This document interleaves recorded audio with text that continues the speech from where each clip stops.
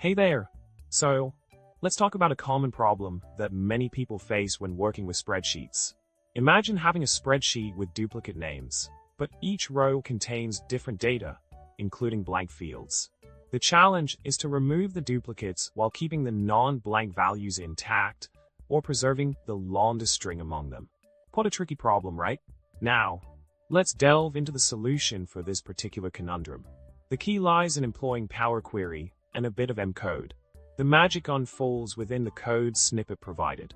By utilizing the table group function, you're able to group the rows by name, ensuring all non-blank values are retained. The code cleverly fills up the blank rows, consolidating the data for each individual.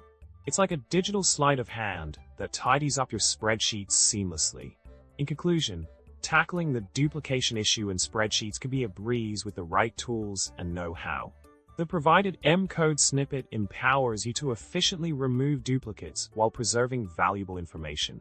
It's a neat trick to streamline your data management process and avoid confusion. So, give it a try and say goodbye to spreadsheet clutter. Remember to like, subscribe, and drop a comment below. Until next time, happy spreadsheet wrangling